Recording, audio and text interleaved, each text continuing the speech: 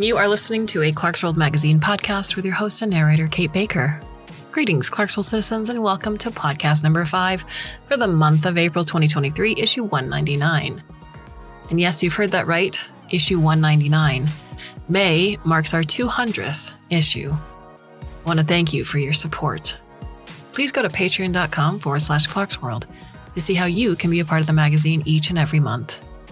And to help us get to 300, 400, and 500. Our story is titled Happiness and is by Octavia Cade. Octavia Cade can be found at the website ojcade.com and is a New Zealand writer and science communicator. She's sold around 70 stories to various markets, and her second story collection, You Are My Sunshine, is due out in September from Stelliform Press. Octavia attended Clarion West in 2016.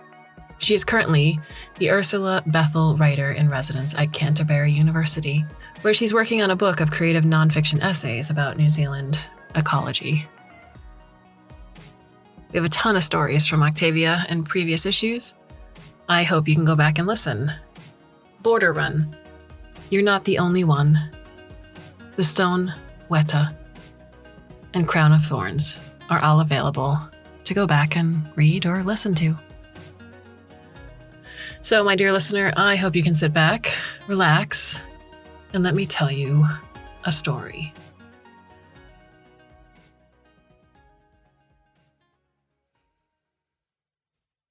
This is a choose-your-own ending story. All of the endings are good. Everyone dies happy. You die happy. Always. I can't give you much of a choice about that. The most I can do is give you a choice as to whether or not you believe it. Do you believe it? Yes. 1. No. 2. 1. You've chosen yes. You believe you will die happy. Good for you. Happiness is such an encouraging prospect. There's no reason why you shouldn't have some. You have a family you love. They love you. It's the end of a long life, a useful life, a happy one, and you're lying in the bed that was most comfortable you ever had, and there's no pain. Your little granddaughter is sitting on the end of the bed. She's a good girl, well-behaved, not a brat, not so far gone on the other side that she's a bore. There's mischief in her face when she's not occupied with crayons, but it's the kind of mischief that's essentially good-hearted and doesn't cause you any trouble, so that makes it attractive, knowing that if there are consequences, they won't be large ones. Besides, other people will be the ones to deal with them anyway. All you have to worry about is the easy, pleasant process of dying, of slipping away without a lot of fuss or bother or effort from other people, that they are only too pleased, too genuinely pleased to give. They're your family, after all, and we've established that they love you, and it is not a lie. Your grandchild is drawing you a picture. She's drawn you lots of pictures. They're bright and funny, and there's nothing of genius about them, and that's comforting too, because genius requires things of people, and you would prefer to be restful at the end instead of needed. When she's finished this drawing, it will go with the rest, pinned up on the walls, pinned up over windows.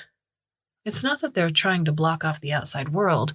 This little girl and her parents, her aunts and uncles and cousins all come to see you off in your painless bed because they love you and you shouldn't have to go alone. The world is still out there. It's just, there's nothing that would please you. Everything and everyone that you care about is inside this room. All your children, all your grandchildren, they leave quietly when you need to rest and come back, when you are awake, bringing little treats and little stories. And it makes the end easier to have them around you. You die with them around you, and you die happy. As I said, good for you. 2. You've chosen no. You don't believe that you will die happy. Perhaps you've chosen this option out of spite, or perhaps you genuinely believe that happiness is not for you. That is unfortunate. You are not beyond help, however. Perhaps you need to play out the prospects of your death in order to confirm to yourself that happiness is not beyond you. Perhaps you have a long life. Do you think you'll have a long life? Yes. 3. No. 4. You've chosen 3. You think that you will have a long life. Most people want a long life. You can't blame them. The world is full of wonders, and it doesn't seem fair that your ability to experience them is limited. You try to cram in as much as you can. There's so much to see and so much to do. You swim in reef systems and walk in ancient forests and spend nights in the cold, pointed clarity of desert. Explore the thinning ice of poles and all these things that make you feel alive. So alive. And lucky. One of the lucky ones, but then luck is not really luck. It is ambition and intelligence and drive, the ability to reach out and take the chances that are given to you. And that makes it better, knowing that you have experienced all these wondrous things because you wanted to, because you made it happen, and there's not a moment of your life that has been wasted. You wanted to live, and you did. So openly, so profoundly. And maybe you have a large family who loves you and helps to see you off gently, and maybe you don't. But you die with the images of the places you have been, the life you have chosen before your eyes. Maybe the photographs are pinned up in places where, in another life, a child's drawings would have been. Maybe there are photographs and drawings both, because experience never comes in just one form, and you have been so careful to never deny yourself wonder, no matter the form in which it all comes. Maybe there are no photos and no drawings, because you steeped yourself in living, because you can bring up the adventures of your life in your own mind, your own open, wondering, loving mind, and these do not only entertain you when you die. They remind you that life is an adventure, that experiences must be taken hold of and swallowed before the opportunity for them dies. They must be made part of you and kept safely in flesh. And your life has been adventures and wonder. Death is a different kind of wonder for you, and it comes like an old friend, a miracle of experience, because you have always welcomed those, and who knows what happens after you die, really. No explorer has come back to tell you. You are, in some ways, the first. What comes after death?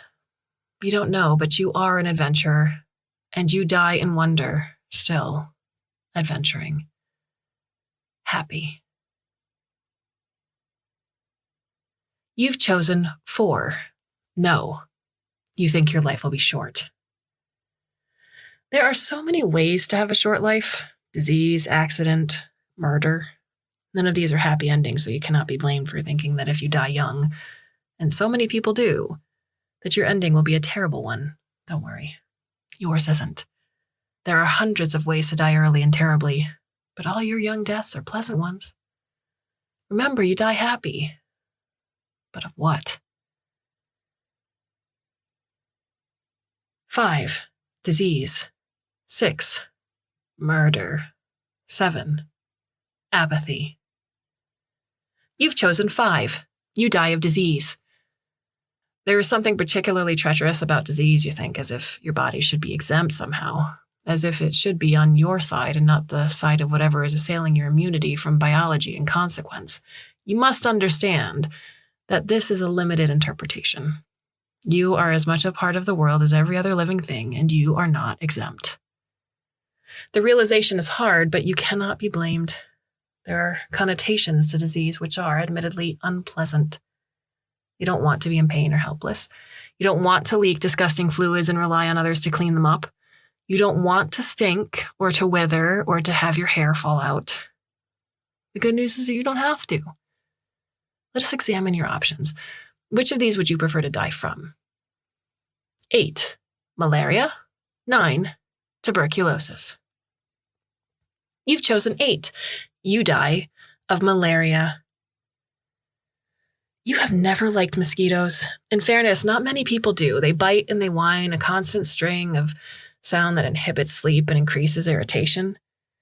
When more and more of them start appearing in your home, courtesy of warm weather and water, you try many things. You get mosquito nets. You douse yourself with repellents in your home and your lawn and with pesticide. You burn citrus candles and install one of those zapper machines that electrocute the mosquitoes that get too close. You get used to slapping. You also get malaria.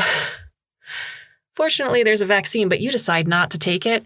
You don't trust the manufacturers who would profit from your taking it. You don't trust the doctors who are profiting from you not taking it. You don't trust the government, who recommends that more and more people get the vaccine because you don't trust them, full stop. You trust your gut. You trust your immune system. And malaria is just a fever, and you're happy with your choices. You are happy that you have the freedom to make a choice. It is a wonderful thing to be free. Over the course of your lifetime, that freedom has contributed more to your happiness than your spouse, who loves you dearly, and your children, who you also love but are worried for. You have done your best to raise them well, to be an example, but you don't think that they understand that freedom has a cost. It's not that you want to die exactly. It's that freedom is the foundation of your happiness, and without it, you will never be happy.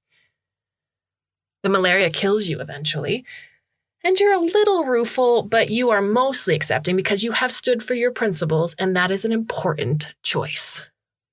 It is an admirable one. When you close your eyes, your loving spouse is holding your hand, and theirs is a little warmer than usual, but that's all right because you had the freedom to choose who you married alongside all your other freedoms, and you have faith that they will choose to admire your example because freedom matters to them as much as it matters to you. And someday your children will appreciate that. Pride isn't happiness exactly, but it's close enough that you can't really tell the difference. You've chosen 9. You die of tuberculosis. You die young of tuberculosis. It's been seen as a disease for pretty people, and you are certainly that. The symptoms can be unpleasant, but tuberculosis was once known as consumption, and it has done wonders for your figure. That plump little tummy, those thighs that were never quite skinny enough. You are so proud of them now. Pale and wasting has never been so appealing, and if you must die, you can at least die certain of your loveliness. You have a fetching selection of nightwear, and all that coughing has at least lent color to your cheeks. You lounge in Victorian romanticism with all the modern conveniences. The truth is you could get medicine enough to cure you easily enough, or at least you believe this, but there's such an appeal in heroism, in giving up your little mite to people who you are told need it more than you do. You feel so interestingly sacrificial. It is, of course, a game. Your family will intervene before the end. They will admire your spirit, your dedication to those less well off than you, your determination to marshal your own resources. You can hear them praise you even as they plot to undermine your decisions, and that makes you happy because you never planned to go through with it anyway. It's just nice to feel that you could. And when you get up out of bed, harder all the time, but the effort makes you feel saintly, and peel the photos back from the windows, you can see the crowds below. The camps come from the disruption of climate that helped consumption to spread in the first place. You felt so giving when you went to sit with the children, so contributory. You have never understood people who will not do their bit, and your life has been so lucky. Some of your neighbors have complained that refugees are blocking the view, and it makes you shake your head. You can't understand the selfishness. Surely you are people all the same. Your parents get the drugs against your clearly stated will, and you are pleased that they did. It is unfair to be so loved when many aren't, but you have tried to make a difference. No one can say that you haven't. The medicine's just a little too late, but you don't know that. You go to sleep satisfied with your efforts, looking forward to the new day. Happy. There are worse things to die of. You've chosen 6. You are murdered. There are sometimes worse ways to die. Sometimes death is a deliberation, a specific act. It's not nice to think of, but we are realists, you and I. And it's possible to be a realist and to be happy. If other people can't see that, it's their problem. You can't save everyone, and some people don't want to be saved anyway. Even in murder, however, there are choices. Let us consider them. 10. Suicide. 11. Homicide. 12. The other homicide. You've chosen 10. You chose to kill yourself. You are either religious, in which case suicide is potentially a sin, or not, in which case suicide is still the forceful repudiation of life. Let's not get into semantics, though. This isn't a question of doctrine. It's a question of happiness. And for a lot of people, the two are quite different. It's also a question of motivation. There are so many reasons for you to achieve your happiness. I don't wish to be prescriptive, so perhaps we could look at a handful of examples, and you can extrapolate your future joy to the rest. 13. You are losing yourself. 14. You have lost someone else. 15. Honestly, the world would be better without you in it. 16. You are leaving us because you were bored. You've chosen 13. You are losing yourself. It happens to us all. You might be sick, or old, or so depressed that when you look in the mirror each morning, the face that looks back at you seems as if it belongs to someone else. You feel disconnected, underwater, or else you are too connected and in pain. Perhaps your illness is terminal. It's not that you want to die, it's just that you are, and there's nothing that can be done to stop it. Immortality is a gift that none of us have, but there are natural deaths that are bad deaths that come with humiliation and discomfort and a slow slackening of sense. You don't want to die when all your wits are gone. You don't want to die when all your wits are gone. You don't want to writhe and shriek or to be stunned with palliative care that you can't recognize what's going on around you. What you want, what would give you happiness or as much happiness as your circumstances can encompass, is mercy. You've seen what happens to people who don't have any, that can walk around without mercy. Those that can walk around without mercy are happy themselves, true, because suffering so rarely affects them. But those who can do nothing but lie, because their bodies have fallen in on themselves so that there's little that can be done to propel them upright. There's no mercy in dying in the street. You've seen so many people die that way. So many that by now your own failing body is an expert in discerning just what it is they've died of. 17. Famine. 18. War. 19.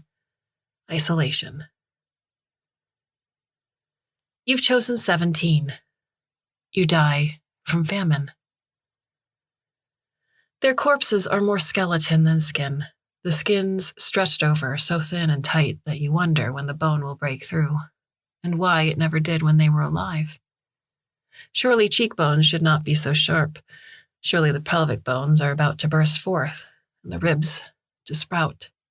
They're thin, so thin, and it hardly seems as if there's anything left for decomposition. They're so thin you expect them to mummify in the streets, but there's just enough flesh on them, just enough organs left inside them to be attractive to dogs, and to the small starving animals who just need something to feed on. You look away when you see them. Honestly, you feel more sympathy for the dogs. Poor creatures, they never asked for this. They never came to your city, to your streets, to your home, looking for food. They're innocent victims. There's nothing performative about them, nothing that explicitly expects you to help them, and that's why you want to. If you could, you'd take them all home, the poor, fluffy things, give them a bath and a meal, a collar and a name, and try to forget that when you picked them up, they had their snouts deep in abdomen and snarling. It's a waste of time feeling sorry for the other. You did at first, all those rising waters, all those failed harvests and droughts and uncomprehending faces. But there were so many. Sympathy can't survive such an onslaught. You tried feeding them at first. It was a decent thing to do, even though they weren't from your community and didn't look like you, didn't act like you, expected so much from you. It's very pushy, that expectation. Makes you feel bad to think about it, but it is.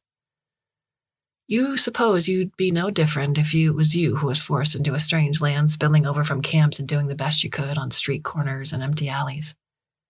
You don't want to think that you'd do better under the same circumstances, but secretly you think that you would have.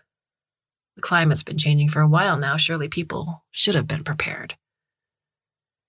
You welcomed them and you fed them, and there were more and more. And there was enough food to take care of everyone. And you have your own to look after first. You have yourself to look after as well, and some of the more pathetic-looking animals that you couldn't bear to leave on the streets. You're doing your bit, and you know it's not enough, and it makes you so angry, the guilt of not being able to do more, because how much can anyone expect of you when they didn't bother to prepare themselves? It's easier not to look at them. You avert your eyes and feel bad about that too for a while. But then it becomes habit, and sometimes you look up and are genuinely surprised to see those starvation bodies lining the street before trash collectors come pick them up, because you've become so good at not seeing that you forget, and you don't feel guilty about that because you're tired of feeling guilty, and your own carbon footprint was no different from your neighbors, your real neighbors, so Jesus, can't they just get off your fucking back for once? At least in the old days, you could turn the television off. You've got to go home, it's time to cook dinner, and you need to pick up an extra packet of sausages for the dogs. They're not good quality, those sausages. You'd feed the poor things better if you could, because they're family, aren't they? Besides, they're grateful for what you can give them. Gratitude, you feel, is an increasingly underrated concern. You never used to feel this way. Perhaps your experiences of the world are causing you to lose yourself. You don't like it because the person you are becoming is someone that you would not have admired once, or if it is just useless, undeserved guilt that is ruining your days. Either way, you choose not to waste your resources examining yourself too closely. Resources, after all, are scarce. You're getting thinner yourself, and your animals are getting thinner, and you can see the future, and it is not that far off. You could lengthen your own time a little by eating your pets. At least, that way they wouldn't look at you with such uncomprehending misery in their eyes. But would it be worth it, really? A long starvation is even less appealing than a short one. You decide to go off on your own terms, a bullet through the roof of your mouth, and it makes you happy just a little to know that you won't have to see them suffer any longer, those animals. Your sacrifice will keep them alive a little longer. Anyway, after that, it's not your problem.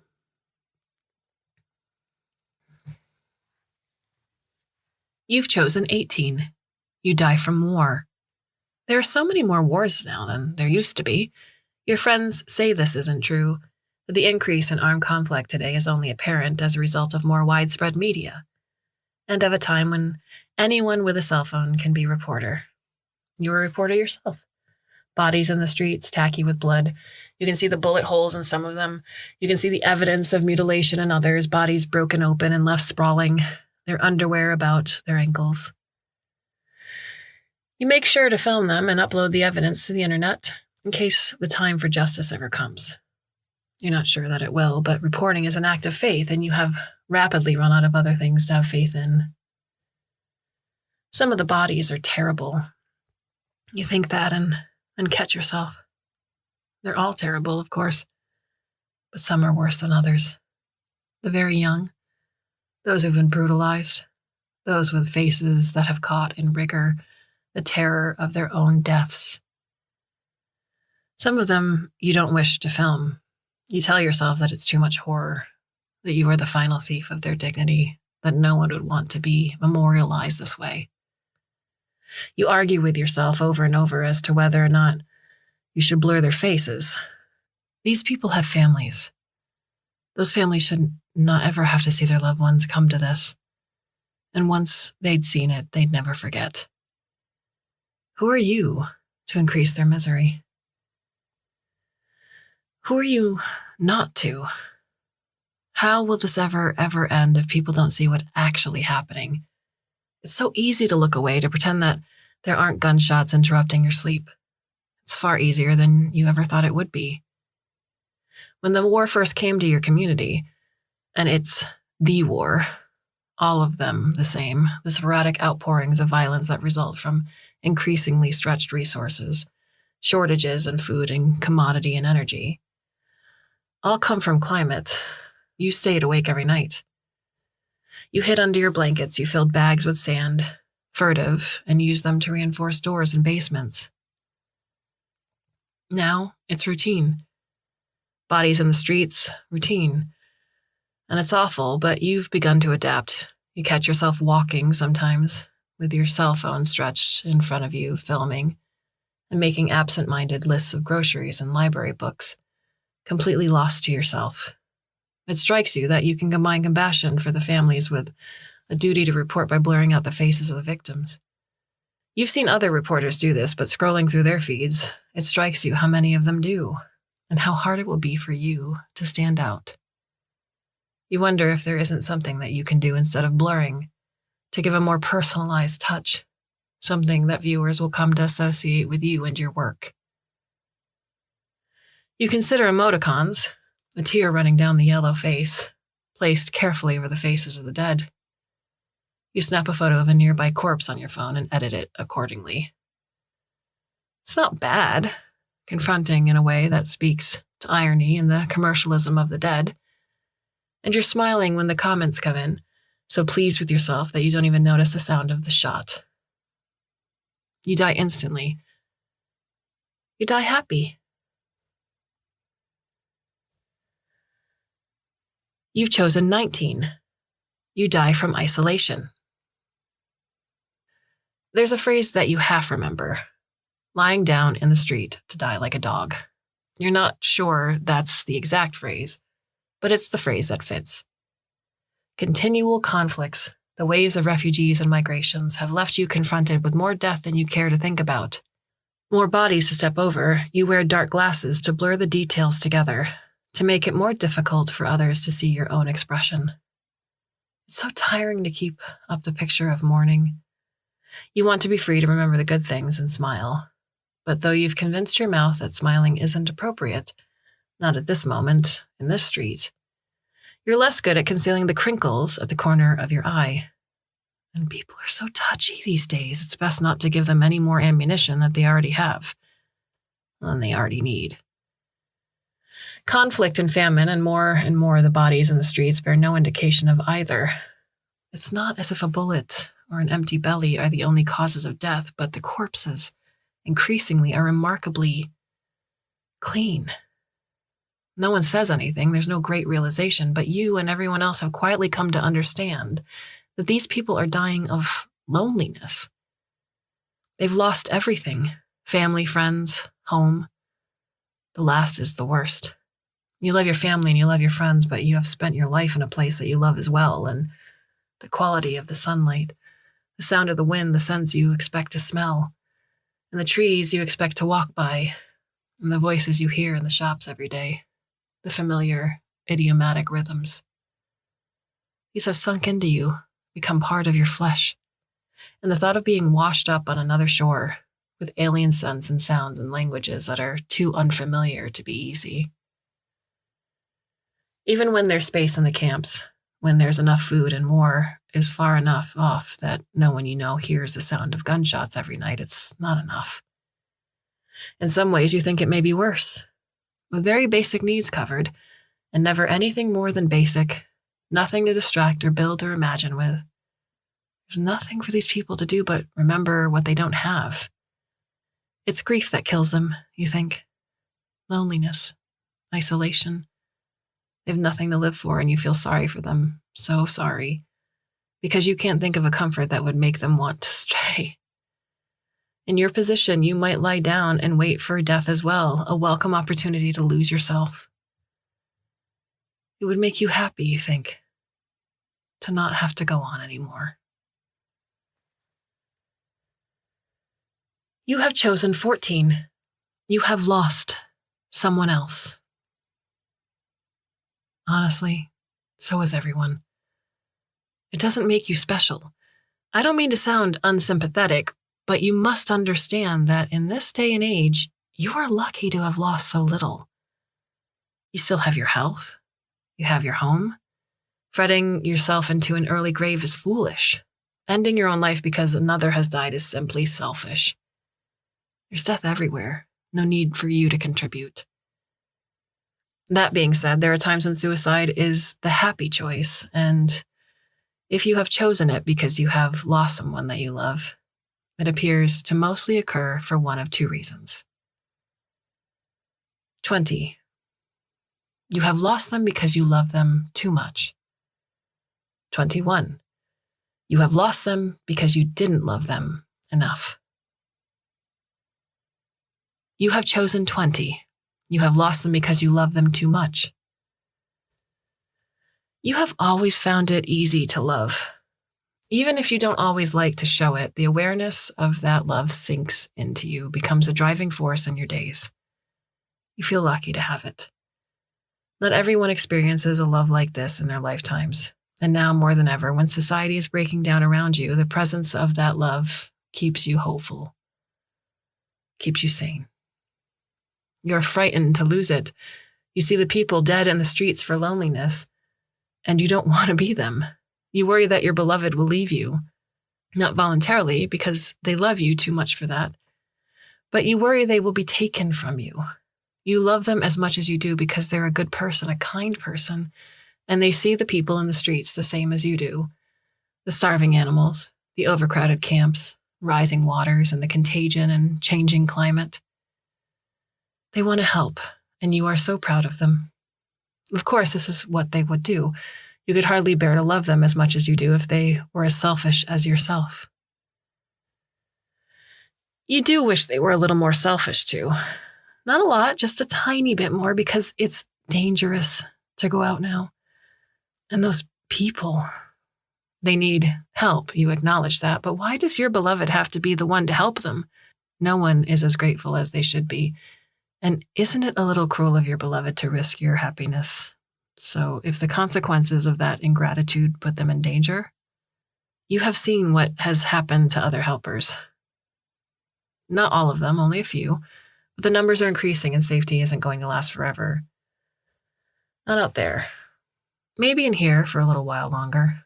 It's so much safer in your own home, behind your high fences and guarded neighborhoods, with artwork over the windows to block out the sight of all that danger. Your beloved will be safe with you. Your love for them will be safe with their safety. If they don't want to stop helping, then you can make them. It's for their benefit and yours, and they are too shiningly good to risk themselves. So you must make the decision for them. Even if they argue, even if they fight.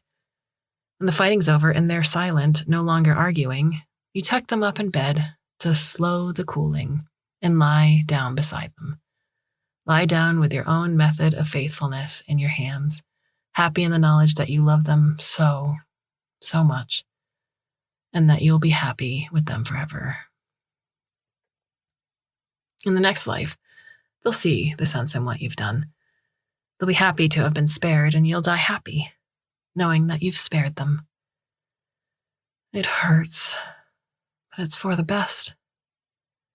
You're happy that you have the strength to do it.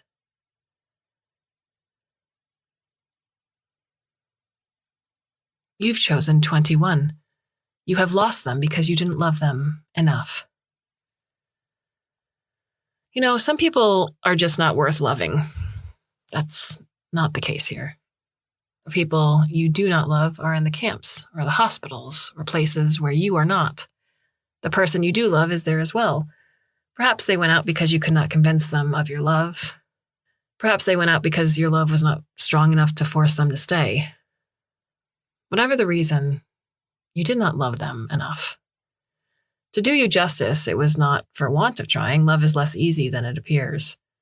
You find it difficult to love someone more than you love yourself. It's not that you wouldn't put yourself in harm's way to help them, but you would stop to calculate the risk. You cannot help it that the one you love does not find this attractive. For them, love is all or nothing. For you, it has always been conditional. If you could save them from themselves, you would, but not at the cost of your own life. You are very clear about this. You make it clear to the one that you love that there are limits to your devotion. You are not entirely sure that they believe you. This does not make you happy exactly, but it does make you determined. Your arguments are clear. They are rational. You will go so far and no further, and anything beyond that is not your responsibility. This is the end of your relationship. You grieve the loss, but there's part of you, deep down, that feels a sense of relief. This is the end of the world, or the end of the world that you knew, and the past that you felt so well suited for will not return in your lifetime. You do not enjoy the world that came after. There is too much displacement, too much misery and death. You do not want to feel responsible for anyone but yourself, because that responsibility comes with a drive to nurture and protect, and sometimes other people are weaknesses. Your chances are better alone. It's a terrible thing to think, but it's true. You are told that being a part of a community has survival benefits, that being a part of a relationship has benefits as well, and you don't deny it. It's just you find that those benefits do not serve you so well. You have become cold-blooded, and the calculus of survival says that sometimes it is better to lose another than to die for them. You die anyway, alone, and because life has become so insupportable for you that you do it yourself, there is some satisfaction in your prior decisions. At least alone, you do not take anyone else down with you. Satisfaction, like pride, is not happiness, but you have so successfully cut yourself off that it has become the closest thing you are likely to get. You have chosen 15. Honestly, the world would be better without you in it. If you really think this, then you should be happy that you get your own way in the end. Congratulations, I guess.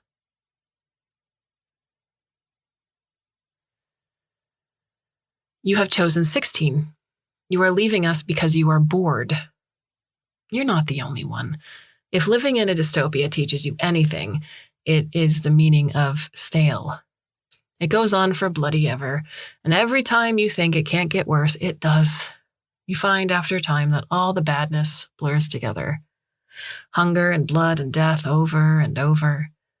You want to get excited about small things because small things are all that remain to you, but honestly, that sort of happiness has become performative. You're not a child to be jollied along after a particularly disappointing birthday party. You're an adult, and you hope for more of the same, because anything different is worse, but mostly you've just stopped caring. Most of the time, your life is one of holding patterns, killing time between rations or between examinations. Disease would be exciting, but you seem to be immune. Riots are exciting, but they always seem to take place far away from you, on the other side of the settlement. Sometimes you think you have the worst luck. You don't really have friends anymore. You have acquaintances, people who are just as bored as you, and you have downgraded them from friends to acquaintances because you know that if you die, their first reaction will not be sadness. It will be, something interesting happened today. You don't blame them. If it were them, you'd feel the same. It's not your suggestion to make a game of it, but once a month, there you are. It's entertainment now. You draw a crowd, have enough to drink beforehand, and it's god-awful stuff. You think it must have been brewed in a bathtub, and it almost becomes funny. Pull the trigger, pull the trigger, pull the trigger. Bang. You've survived several games already, and yes, you know it's destructive, but there's nothing to live for. The world is such a dump. You can't see it getting any better, so you might as well go out laughing. These days, that hysteric laughter is the closest you come to happiness. You're laughing, and you're laughing, and you're laughing, and bang. You die happy.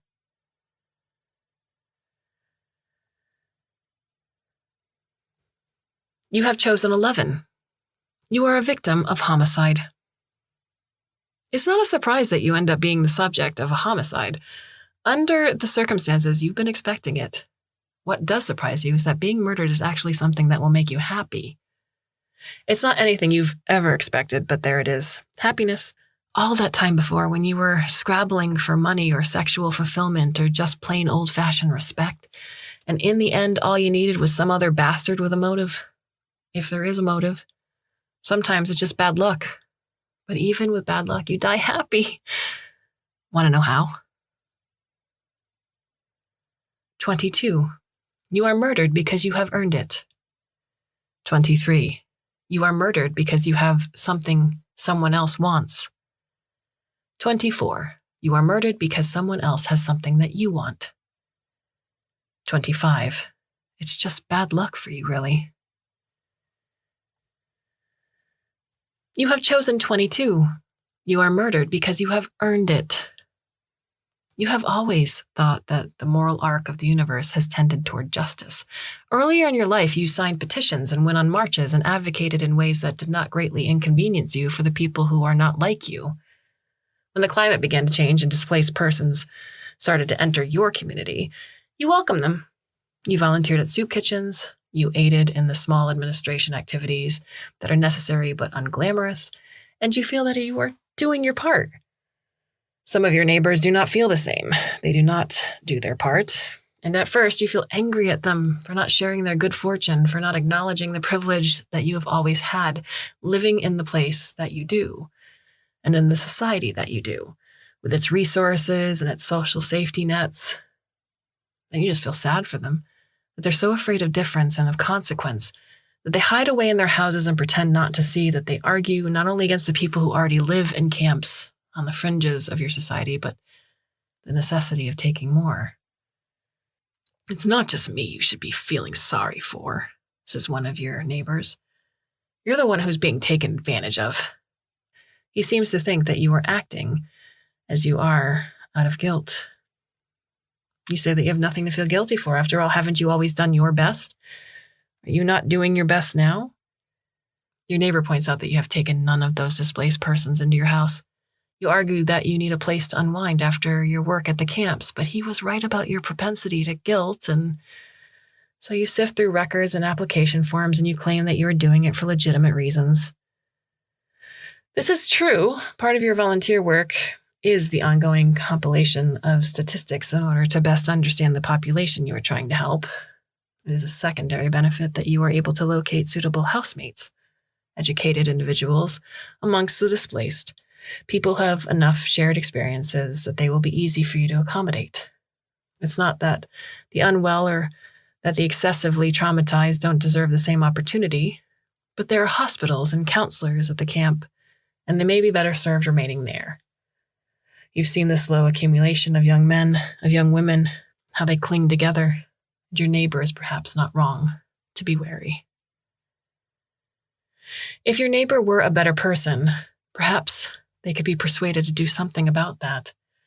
All those kids with nothing to do, all those kids who have lost everything.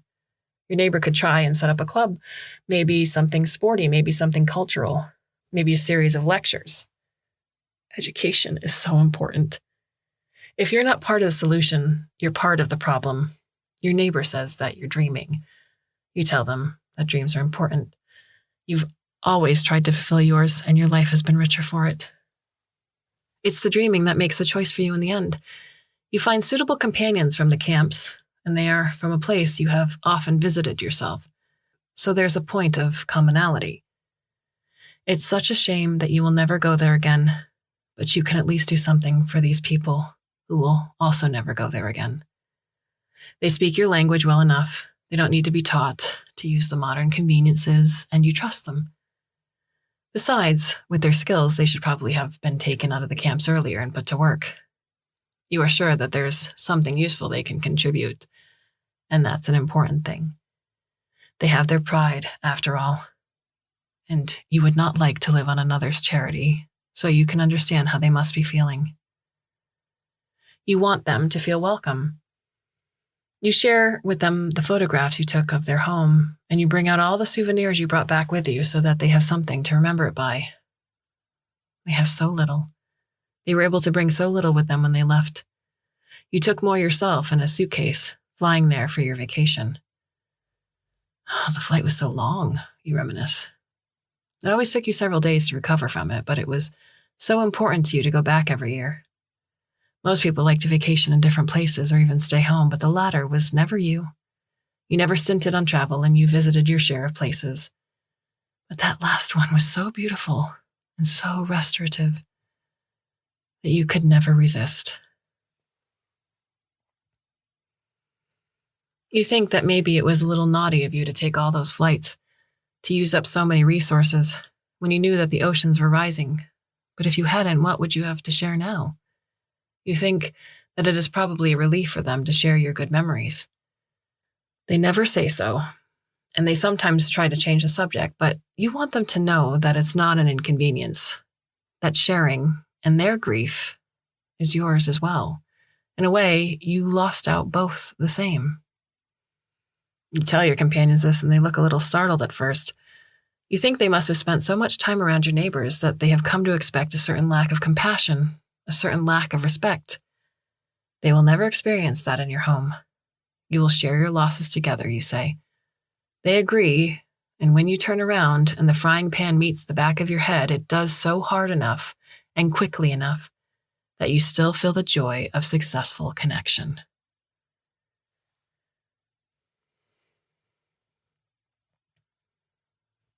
You have chosen 23.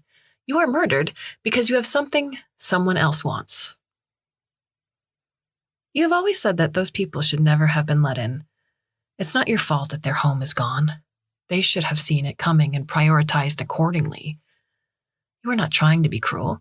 You are simply being honest. Handouts do nobody any good. You're not like your bleeding heart neighbor. You have experience of the real world. That's all. And you have always been able to get what you want.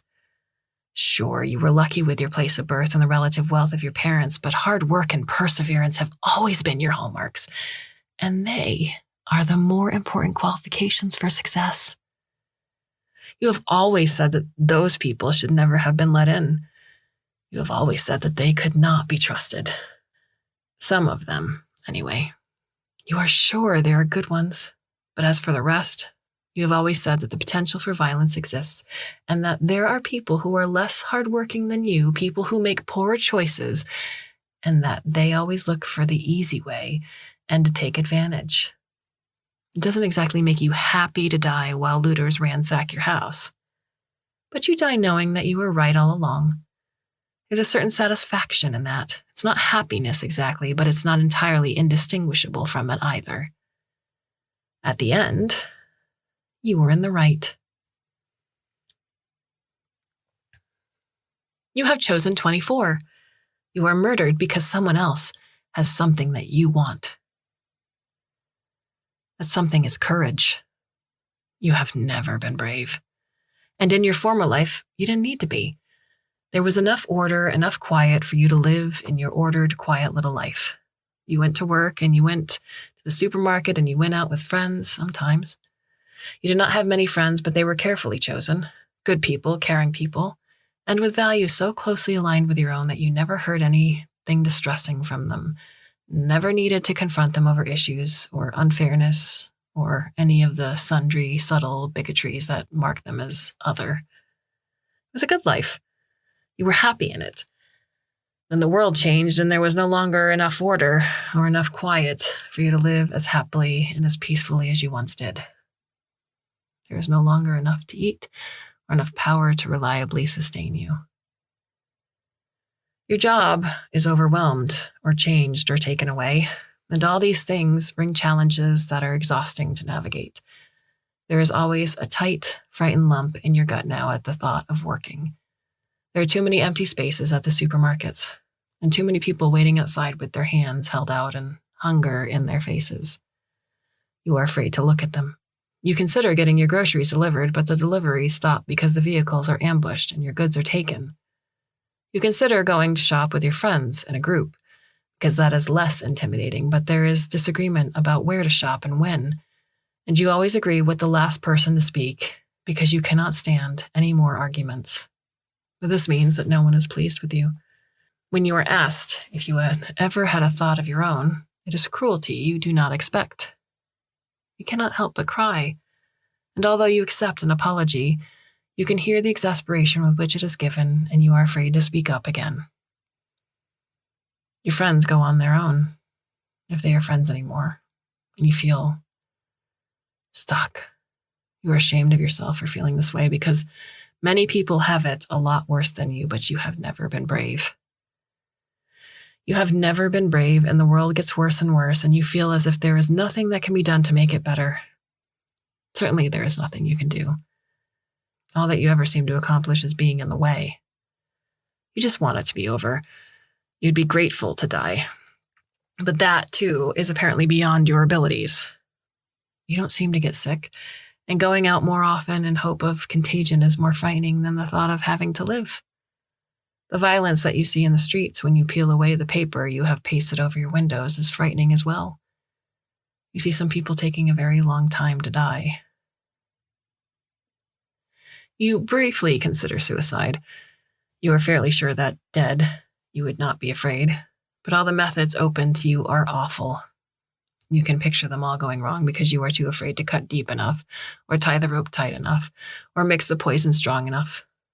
It's not the prospect of surviving that makes you feel wobbly and sick. It's the thought of surviving damaged, of having to live in a state of dependency. You are afraid that whoever would end up in charge of you would get sick of it eventually and that you would suffer for it. The thought of having to advocate for yourself under those circumstances seems utter impossibility. You cannot advocate for yourself now. Later would be worse. It strikes you one day that although groceries cannot be delivered, something else may be. You have a little money left, and in a society as degenerate as this one has become, there are many things for sale. You have heard there is an individual. You have heard they have ethics of a sort. They are effective. They do not have the reputation of enjoying suffering. You have conditions. You do not want to see it coming. You do not want to know where or when or how. You do not want it to hurt. You do not want it to be prolonged. If these conditions are fulfilled, you do not particularly care whether it happens in public or in private. No, that's not precisely true.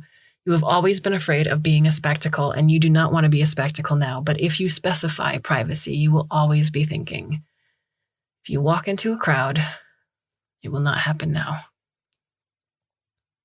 You do not want to do anything that will affect the element of surprise. Privacy, in comparison, is a lesser concern. When the decision is made and the money is transferred, all you feel is freedom. Oh, it will be over soon. Every minute could be your last, and they sharpen. All of them become something precious and wonderful. You had never imagined that you could be happy again, but you are. For a short time, you are.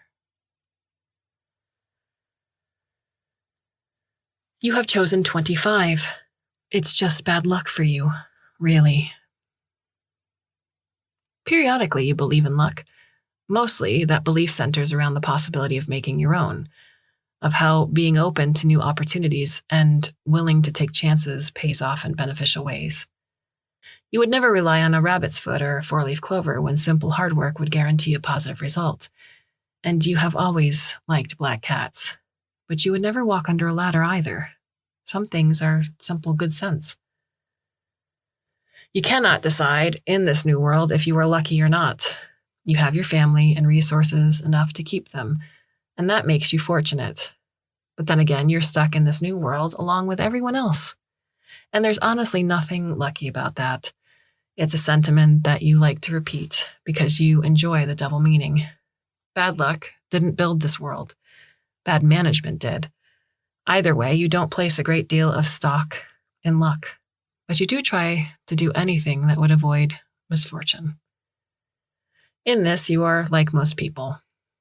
Sometimes, however, you are forced to do things that you would rather avoid. It's not always safe to go out into the streets, but a child requires medication and you are best suited to retrieve it. You plan your route carefully. You make sure you have the means to defend yourself, which is less a concealed weapon and more the capacity for bribery. Never try to hurt when you can pay off. It's a mantra that's worked well for you in the past. You carry the weapon as well. It doesn't hurt to be prepared. The child insists you take their lucky bunny. It's a stuffed toy, but technically there are 4 rabbit's feet and it can't hurt, so you stuff Mr. Whiskers inside your jacket. The child insists that his head has to poke out a little so he can breathe and make for the pharmacy. It's your lucky day. You get there easily enough and they have the medicine in stock and you're only a block from home when you're held up. You give them the rest of your money, which isn't much, and they shoot you anyway. It's only as you lie there bleeding out that you hear them realizing above you that you were not the person they meant to accost. That person had white hair, and you only had a white rabbit. If Mr. Whiskers was a hare, you might have understood it. But Mr. Whiskers can't talk, and all his paws pressed against your body are red with blood. None of it is his, because the only thing inside him is stuffing. It's probably the blood loss, the lack of oxygen. But suddenly it all seems ridiculously funny. You've been murdered, and for such a stupid reason. And the bad luck has to be incredible. Better hysteria than fear. You die laughing, and that's more than most can say these days.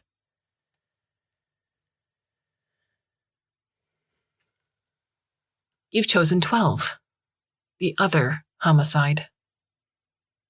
Is it really murder if you were just collateral damage? No one intended to kill you specifically, which I suppose might be a sort of comfort, but there's too much deliberation for it to be manslaughter. Although I am not a lawyer. There could be nuances here that extend this argument beyond my experience. In my admittedly hazy study of happy deaths, deliberately trying to kill someone is murder. Killing them by accident is sort of an unintended consequence of things decent people shouldn't be doing. That's not murder. But what if deliberation and unintended consequences are the same? Really, given that it's going to kill you in a number of new and exciting ways, I would understand if you call it murder, even if you're happy about it. Let's work through some of those choices, shall we? 26. You are murdered by floods. 27. You are murdered by forest fires. You've chosen 26. You are murdered by floods. If someone had told you that you would one day drown, you might have believed them. Drowning is not a terribly unusual death. It's not the one you would have chosen, but there's plausibility there. And you've seen a lot of flooding lately as the waters rise and the complete inadequate preparations made by your local and national governments fail to hold back the waters.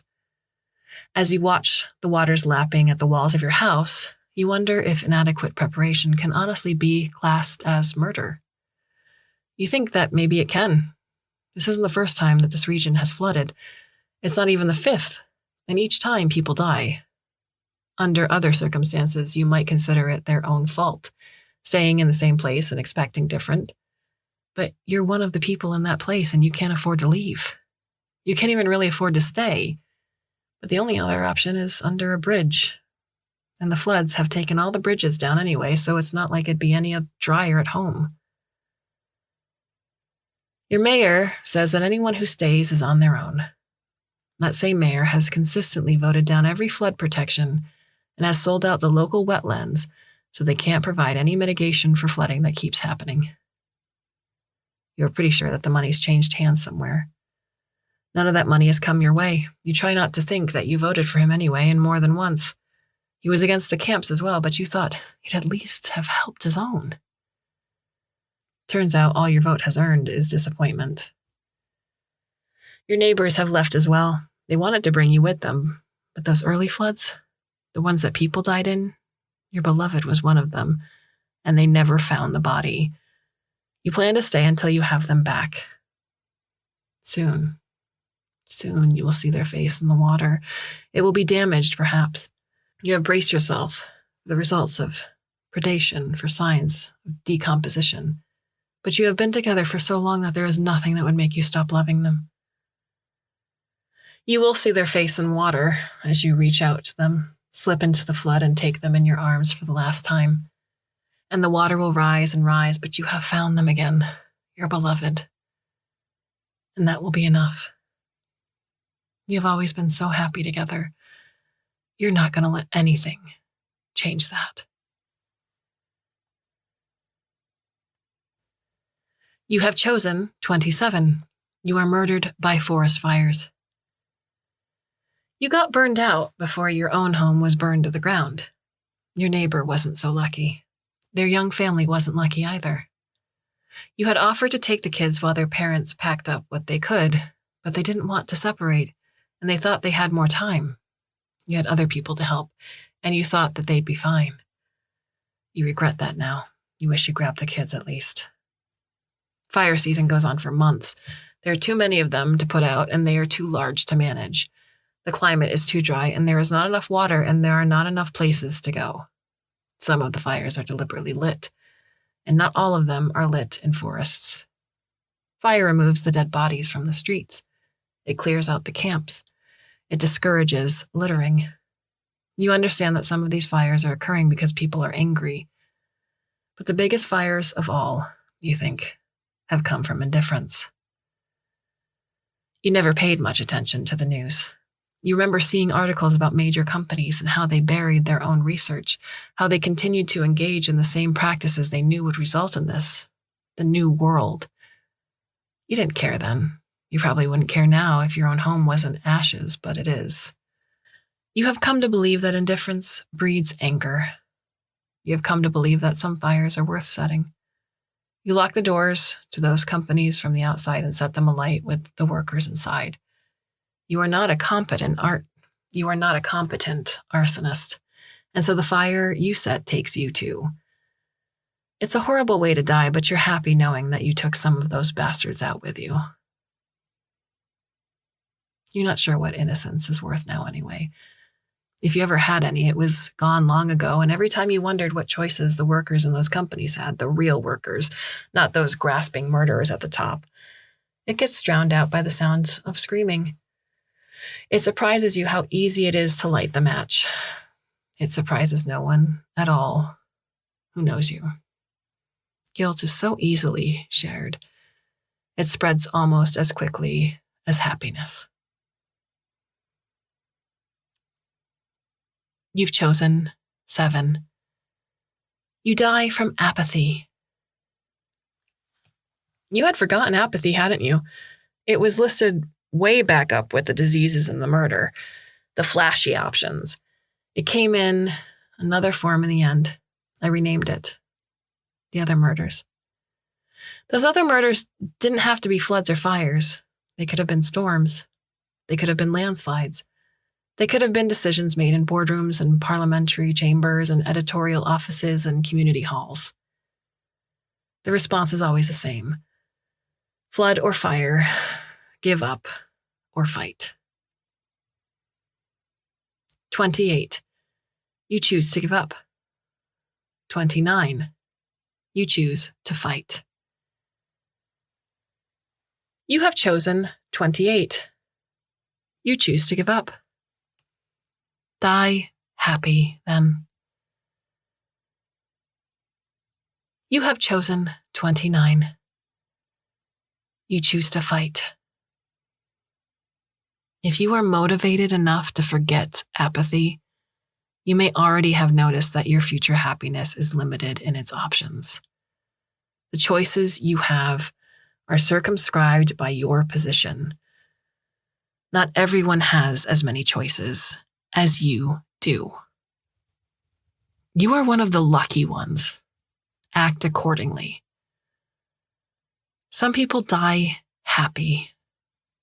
You can die better. Better isn't a happy death exactly, but it's not nothing.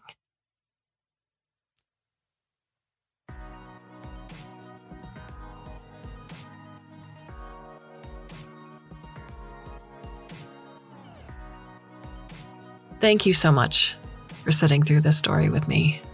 There's a lot to take in and digest with this one. If you have any feedback for us, you can go to the Clarkesworld Magazine website, and on the About Us page is where you can find us to talk to us. We have a few more stories left for you for the month of April. I do hope you can come back and listen should you so choose. And until then, my dear listener, I bid you a very fond and hopefully very temporary farewell.